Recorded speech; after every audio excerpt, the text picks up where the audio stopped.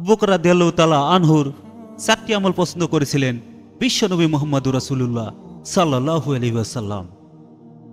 আসসালামু আলাইকুম প্রিয় দর্শক, আমরা আজকে আলোচনা করতে যাচ্ছি যে আবু বকর রাদিয়াল্লাহু তাআলা আনহুর যে 4টি আমল পছন্দ করেছেন প্রিয় নবী হযরত মুহাম্মদ সাল্লাল্লাহু আলাইহি ওয়াসাল্লাম সেই সম্পর্কে।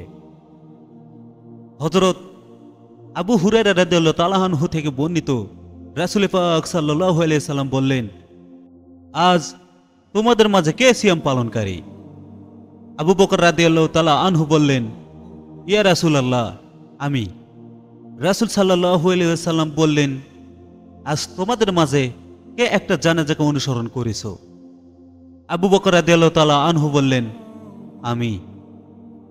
রাসূল পাক সাল্লাল্লাহু আলাইহি ওয়াসাল্লাম আবার বললেন, তোমাদের মাঝে কে একজন মিসকিনকে আজ খাবার দিয়েছো? আবু বকর রাদিয়াল্লাহু তাআলা আনহু বললেন, আমি। রাসূল সাল্লাল্লাহু আলাইহি ওয়াসাল্লাম আবার বললেন, আজ তোমাদের মাঝে কে একজন অসুস্থকে দেখতে গিয়েছো? আবু বকর রাদিয়াল্লাহু তাআলা আনহু বললেন, আমি।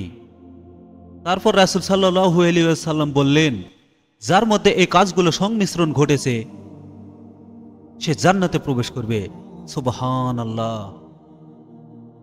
হাদিস অনুযায়ী রোজা, জানাজার নামাজ, গরিবকে খাওয়ানো এবং অসুস্থকে দেখা, এই 4টি আমলের সমন্বয় কারো মধ্যে পাওয়া গেলে সে নিশ্চিত জান্নাতে যাবে।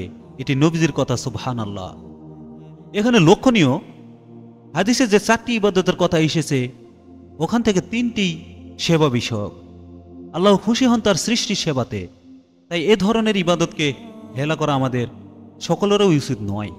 সুতরাং যারা ফরজে কেফায়ার অজুহাতে জানাজায় শরীক হওয়া থেকে পলায়নের মনোবৃত্তি নিয়ে থাকেন, তাদের চিন্তা করা উচিত এ কাজে আল্লাহ তাআলা কত খুশি হচ্ছেন আর কতটা মহান ইবাদত হলেই জান্নাতের গ্যারান্টি দেন নবীজি।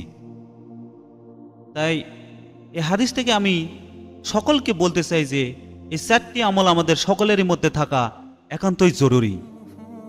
আল্লাহ যেন আমাদের সকলকেই কবুল করেন। সকলে বলি আমিন।